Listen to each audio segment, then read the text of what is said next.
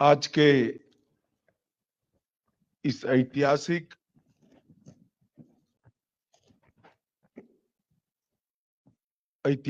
और बहुत महत्वपूर्ण कार्यक्रम में मेरे साथ मंच पर उपस्थित महाराष्ट्र शासन के लोकप्रिय मुख्यमंत्री श्रीमान एकनाथ शिंदे जी,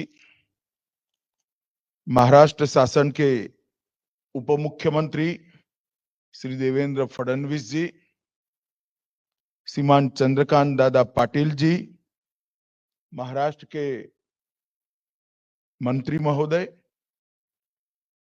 श्री मंगल प्रताप लोढ़ा जी, श्री शिवेंद्र राजे भोसले जी, श्री नाना जाधव जी, श्री जगदीश कदम जी, डॉक्टर प्रवीण जी और आज के कार्यक्रम में आए हुए सभी गणमान्य लोगों को मैं नमस्कार करता हूं, मेरी बात की शुरुआत करता हूं। मित्रों, आज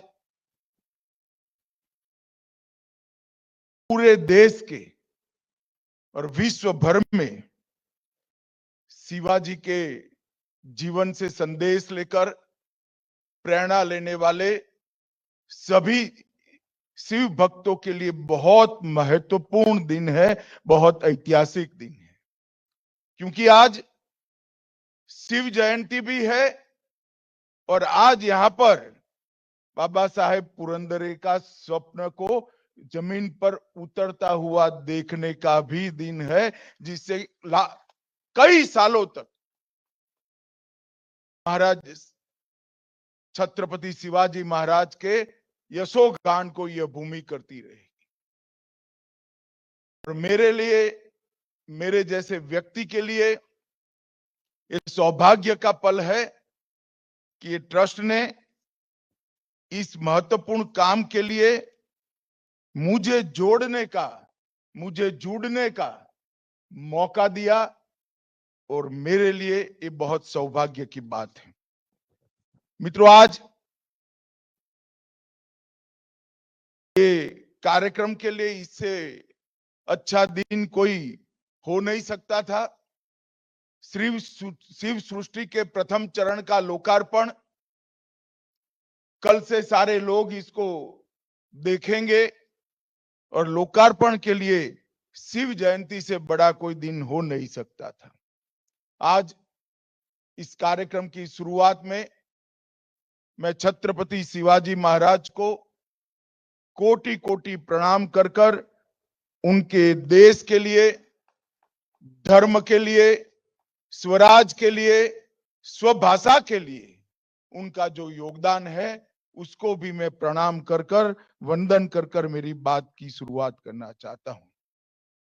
आज मैं बाबा साहब को भी प्रणाम करना चाहता हूं, क्योंकि मुझे मालूम है बाबा साहब के 100 साल के जीवन में शिवराय के यशोगान के लिए उन्होंने जो पूरा जीवन समर्पित किया, अगर एक व्यक्ति इसी प्रकार से शिवराय के जीवन को समर्पित न होता तो आज शिवाजी महाराज को जानने वालों की संख्या बहुत कम होती।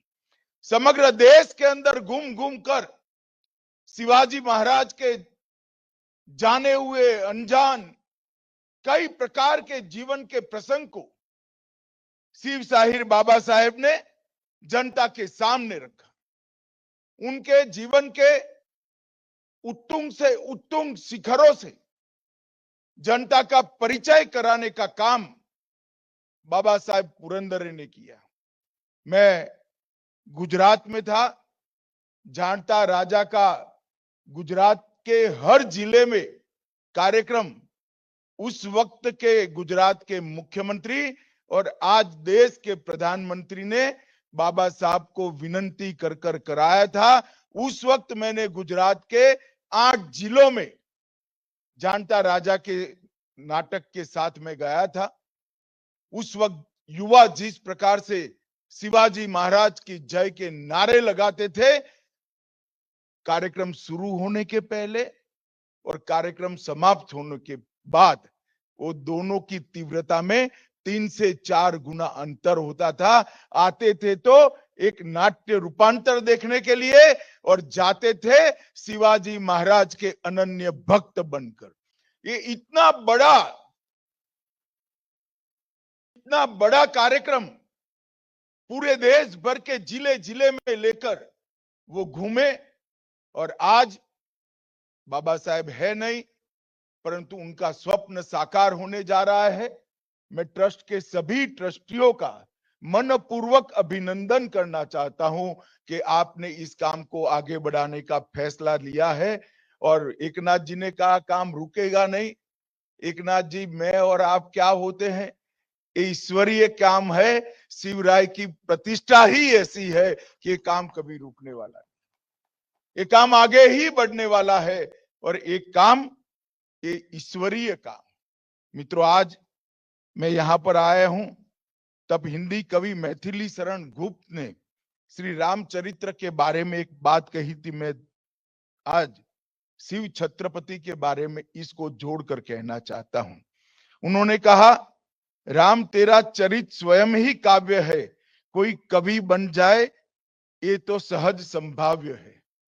राम का चरित्र ही अपने आप में काव्य है, कोई भी व्यक्ति कवि बन ही सकता है चरित्र को पढ़कर।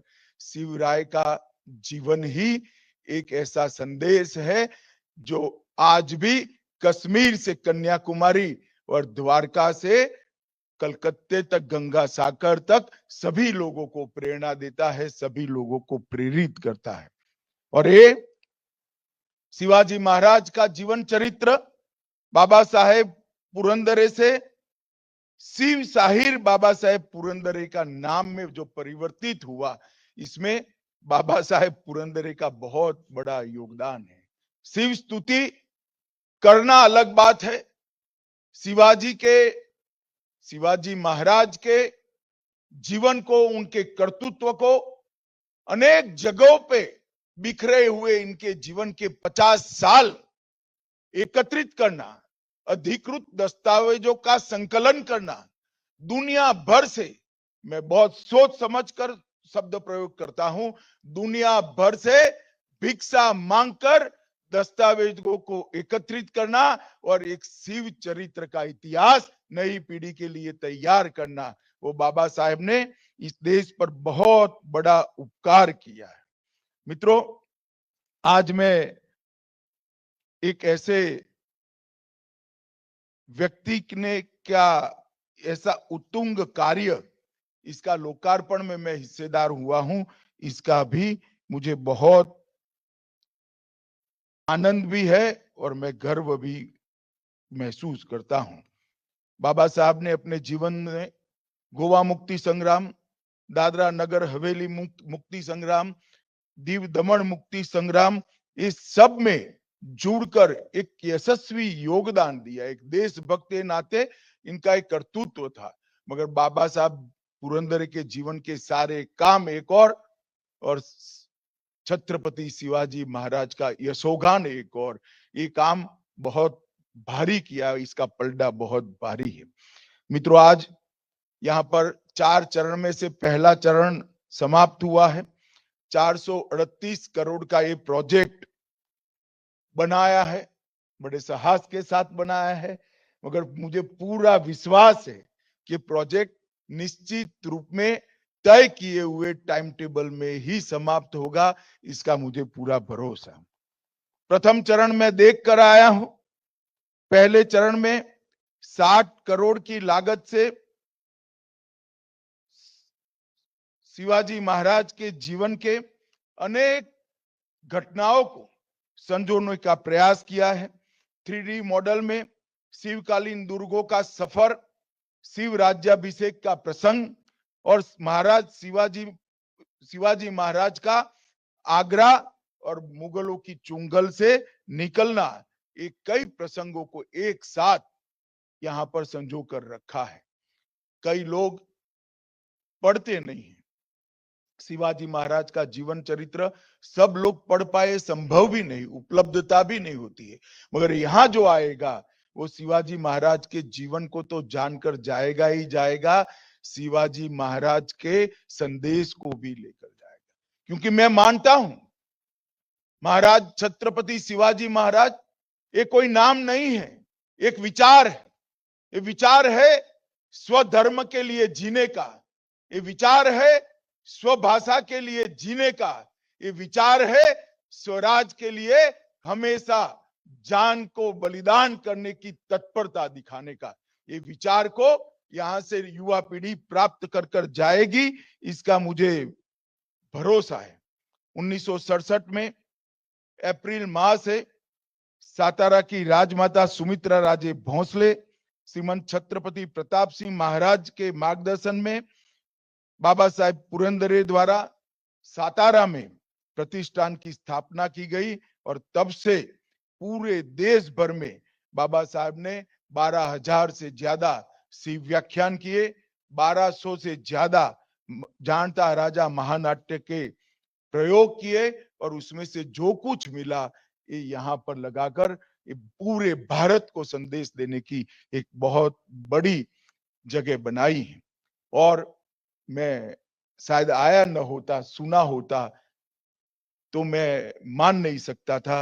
अंबे गांव में निर्माणाधीन शिव सृष्टि एशिया खंड का निश्चित रूप से सर्वाधिक भव्य ऐतिहासिक थीम पार्क बनने वाला है और वो होना भी चाहिए, क्योंकि ऐसे व्यक्तिमत्व के लिए है जिसको सम्मान मिलना चाहिए। और ये ऐतिहासिक थीम पार्क का कंसेप्ट शायद मैं नहीं मानता एशिया में कहीं बहुत जगह पे होगा, परंतु जिस बारीकी से ऐतिहासिक तथ्यों को संजोकर इसकी सत्यता का सत्यापन कर कर यहां पर उसको स्मृति में संजोया गया है, इस सात अर्थ में बहुत एक प्रकार से बहुत बहुत साधुवाद देने योग्य है। इसलिए मैं सभी ट्रस्टियों को मन से फिर से बहुत बहुत साधुवाद देना चाहता हूं। शिव सृष्टि के निर्माण में तंत्र ज्ञान और इतिहास ये दोनों का अद्भुत मिलन देखने को मिलता है। Holography, project mapping, miniatures, motion simulation, 3D और 4D टेक्निक और लाइट एंड साउंड टेक्निक, ये सभी का अद्भुत सम्मिश्रण कर कर इतिहास को जीवित करने का ये प्रयास है। ये प्रयास निश्चित रूप से शिवाजी महाराज के जीवन के संदेश को आज की युवा पीढ़ी तक पहुंचाएगा। न केवल महाराष्ट्र, देश भर के यात्रियों के लिए, देश भर के शिव भक्तों के लिए और दुनिया भर के इतिहास विद्यों के लिए ये स्थान बहुत महत्वपूर्ण स्थान बनने वाला है। मित्रों, आज शिवाजी महाराज की जयंती है।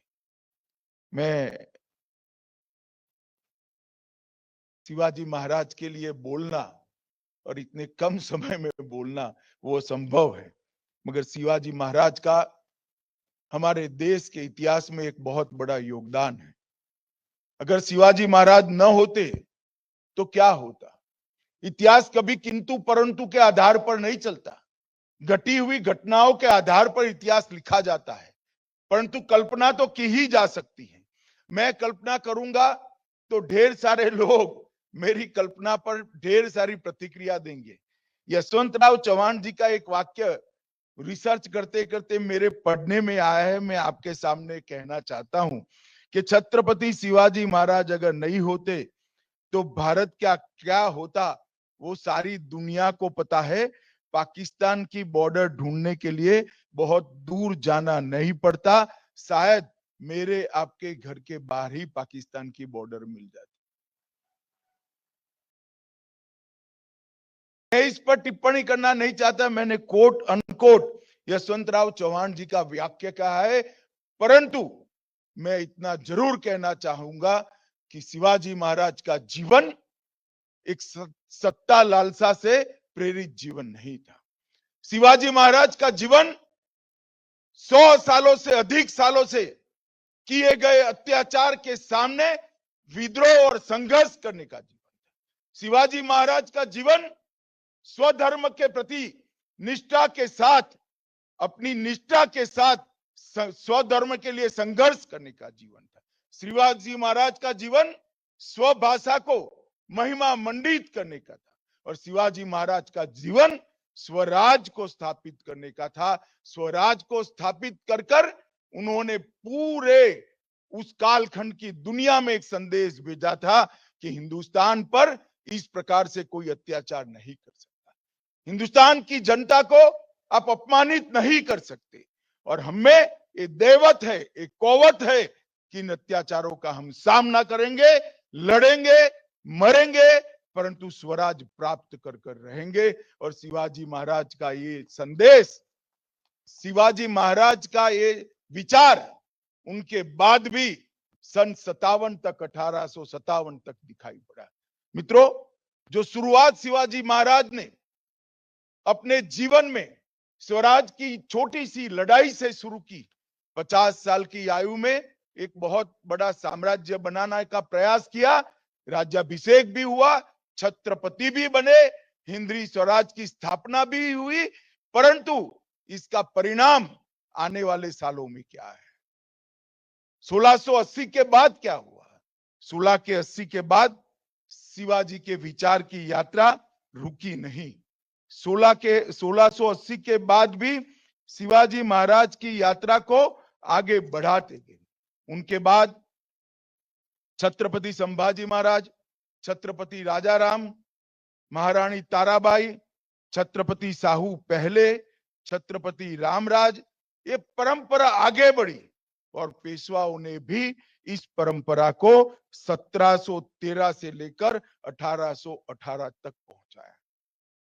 और ये जो स्वराज का झंडा था, स्वराज का भगवा ध्वज लेकर यहां से निकली हुई स्वराज की यात्रा अटक से कटक तक और गुजरात से लेकर बंगाल तक पहुंची और समग्र भारत को एक स्वतंत्रता की चेतना देने का काम शिवाजी महाराज के विचार ने किया।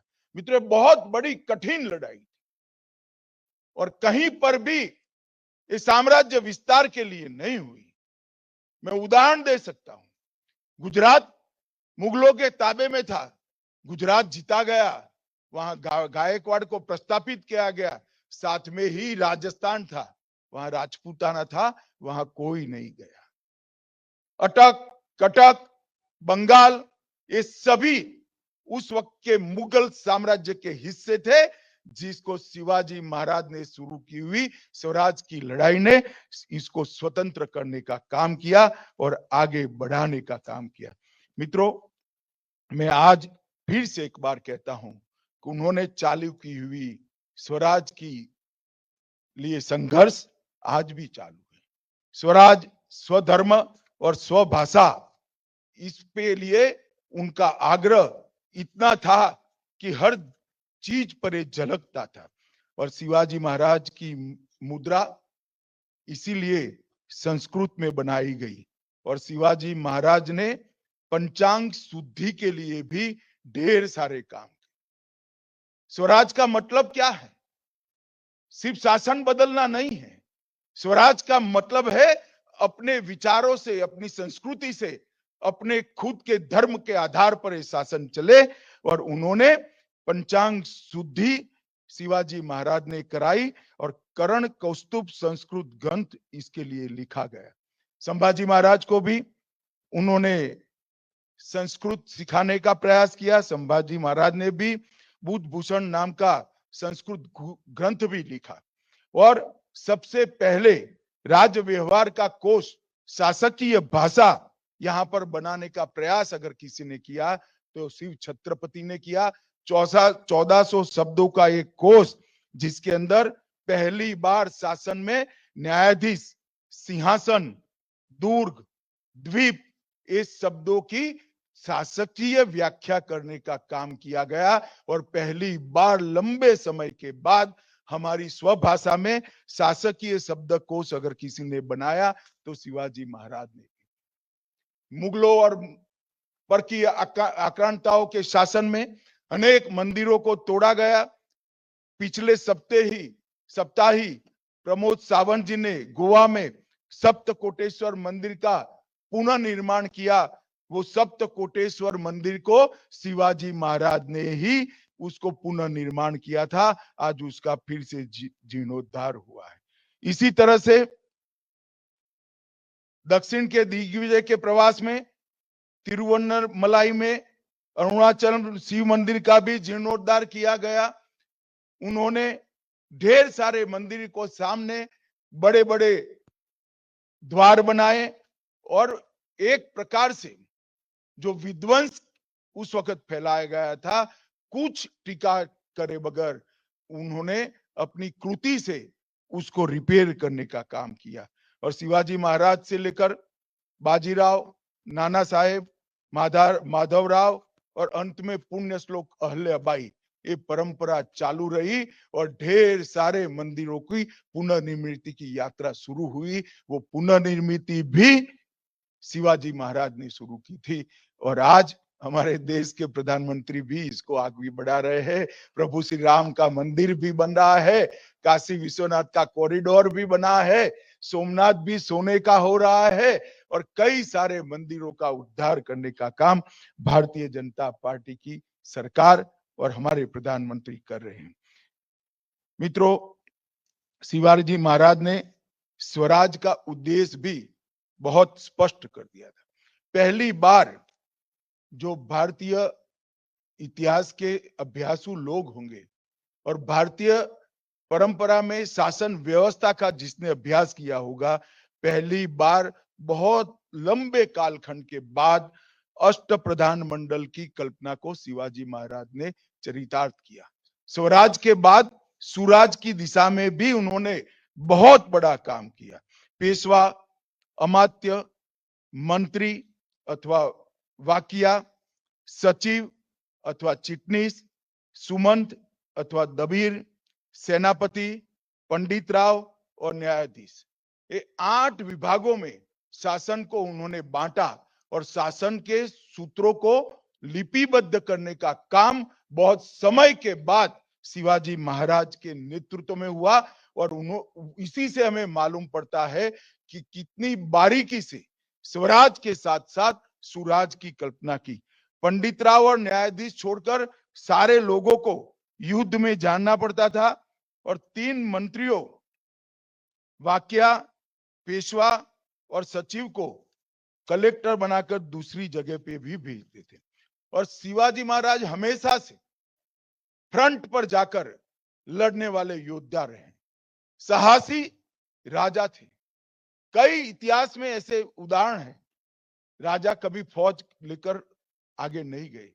3 युद्ध ऐसे हैं जिसमें शिवाजी महाराज ने हरावल दस्ते का नेतृत्व किया, जो तोपों के गोलों को झेलकर आगे बढ़ता है, इसका नेतृत्व शिवाजी महाराज ने किया। अब जल खान के वध की कहानी जो कोई भी समझेगा, सुनेगा और उसका विश्लेषण करेगा, उसको मालूम पड़ेगा 1 कोटि सिंह जैसा कलेजा शिवाजी महाराज के दिल में था। इतना अद्भुत साहस किसी भी राजा में नहीं हो सकता। शाहिस्ता खान की घटना भी, पूरी मुगल फौज पड़ी हो और लाल महल से उसको भगाने की बात हो, बाजी प्रभु देश पांडे वाला वो महान एस्केप, इसको भी हम आदिल शाह ने सिद्दी जौहर को जब भेजा, उसका अध्ययन करते हैं तो ये तो सफलता मिल गई, न मिलती तो स्वराज के लिए अपना जान का बलिदान ही देना था। शायद ही किसी स्वराज के योद्धा ने इतने फ्रंट फुट पर जाकर स्वराज की लड़ाई लड़ी होगी। और जब आगरा में स्वयं गए, लगता था कि अभी महाराष्ट्र को थोड़ी शांति चाहिए, युद्ध नहीं चाहिए। और आगरा गए, जब आगरा के दरबार में औरंगजेब ने उनका अपमान किया, गए थे वो शांति प्रस्तापित करने के लिए, सोच समझ कर गए थे, परंतु जब अपमान करा तब ये व्यक्ति ने सोचा ये मेरा अपमान नहीं हो रहा है, हिंदवी स्वराज का जो हम स्थापना कर रहे हैं इसका अपमान हो रहा है।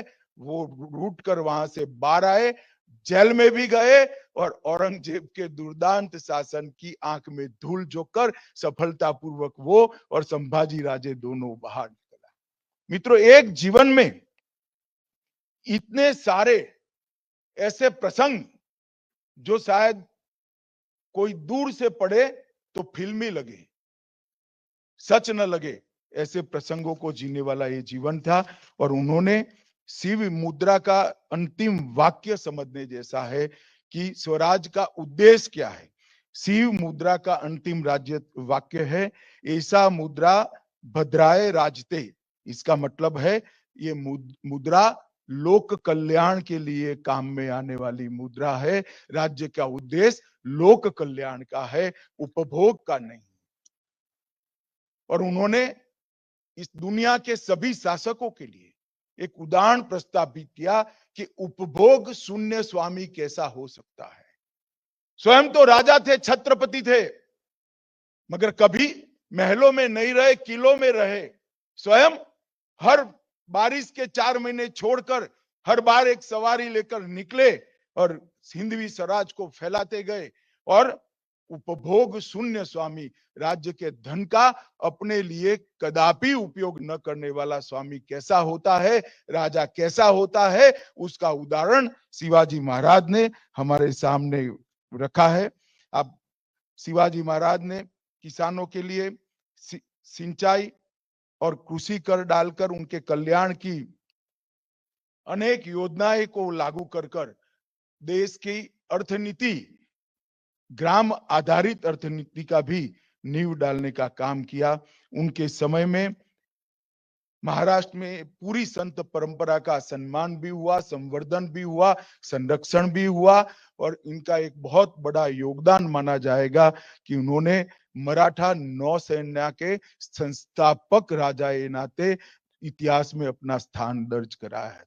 उनको मालूम था उस वक्त अंग्रेज आ चुका था, पश्चिमी तटों की सुरक्षा करे बगैर, उस पश्चिमी तट से होने वाले व्यापार को सुरक्षा करे बगैर इस देश को लंबे समय नहीं चलाया जा सकता। उन्होंने नौसेना की स्थापना की और 1665 में बसरूर पर हमले का खुद नेतृत्व किया। वो युद्ध पोत पर वहां लड़ने के लिए गए। मित्रों, शिवाजी महाराज के बाद भी इस स्वराज का विचार जो शिवाजी महाराज ने शुरू किया वो चल पड़ा और कई सालों तक देश के अंदर अपनी मूल विचार, मूल संस्कृति, अपना स्वधर्म के लिए, स्वभाषा के लिए और स्वराज के लिए जीने वाले, लड़ने वाले, मरने वाले लोगों की एक बड़ी फौज की निर्मित हुई। शिवाजी महाराज के जीवन को कभी भी इसका वर्णन कोई नहीं हुआ। कौन इन्होंने झेली हुई यातनाओं को अनुभव कर सकता है। एक व्यक्ति जो स्वभाव से संवेदनशील है, स्वभाव से सत्वशील है, वो जब सूरत लूटने जाता है क्योंकि मुझे राजकोष चाहिए, कितनी वेदना होगी उस व्यक्ति के मन में, इसकी अनुभूति कोई कर नहीं सकता है। एक व्यक्ति जब इसके एक के बाद एक साथी मुगलों के सामने लड़ते लड़ते न्यौछावर हो गए, कितनी वेदना वो व्यक्ति के मन में पड़ी होगी कोई जान नहीं सकता। जब तानाजी नहीं रहे, जब बाजी प्रभु नहीं रहे, क्या बीती होगी उनके दिल पर, क्योंकि वो साथी मानने वाला व्यक्ति था, वो राजा बनने वाला व्यक्ति नहीं था। इनकी मन की वेदना, उनका परिताप, इसका कोई अनुभव नहीं कर सकता, उसका वर्णन भी नहीं हो सकता। और मित्रों, वहां से जो परंपरा चली, महादजी सिंधिया ने 1771 में दिल्ली का कब्जा लिया, वहां तक पहुंची। इसके बाद इससे भी आके मराठा फौज गई और अटक से कटक तक का पूरा साम्राज्य बनाया। आज शिव जयंती के मौके पर यहाँ पर एक भव्य शिव सृष्टि के निर्माण के पहले चरण का समापन हुआ है। 4 चरण जब समाप्त हो जाएंगे, ये शिव सृष्टि शिवराय की गाथा को बड़े गौरव के साथ समग्र विश्व के सामने रखेगी। और वो वहां से सिर्फ एक ऐतिहासिक सत्य के रूप में नहीं जाएगा, शिवाजी विचार के, शिवाजी, मैं फिर से कह देता हूं, शिव छत्रपति का जीवन एक राजा का जीवन नहीं है, एक विचार है। और ये विचार को मानने वाले अनेक लोगों को इस शिव सृष्टि आगे बढ़ाएगी। कई लोग उसमें जुड़ेंगे और ये यात्रा भारत को परम वैभव पर पहुंचाने की यात्रा बन जाएगी, जो आज मोदी जी के नेतृत्व में आजादी के अमृत महोत्सव में मोदी जी ने हमारे सामने लक्ष्य रखा है। जब आजादी की शताब्दी मनाई जाएगी तो विश्व में हर एक क्षेत्र में भारत सर्वप्रथम होगा, परम वैभव के स्थान पर होगा। वो भारत की निर्मित करने वाले कई योद्धा यहाँ से निकलेंगे, इसकी मुझे श्रद्धा है। फिर से एक बार बाबा साहब पुरंदरे का ये महान प्रयास को मैं दो हाथ जोड़कर प्रणाम कर कर बाबा साहब को श्रद्धांजलि देना चाहता हूं, क्योंकि उनका ये प्रयास आने वाले कई वर्षों तक स्वराज, स्वभाषा और स्वधर्म के लिए संघर्ष करने का विचार कई लोगों में प्रेरित करे, कई लोगों को प्रेरित भी करेगा और कई लोग ये विचार को लेकर आगे बढ़ेंगे, इसकी मुझे श्रद्धा है। फिर से ट्रस्ट के साथ जुड़े हुए सभी लोगों का इस पुण्य कार्य में मुझे उपस्थित रहने का मौका देने के लिए धन्यवाद कर मेरी बात को समाप्त करता हूं। भारत माता की जय। वंदे मातरम।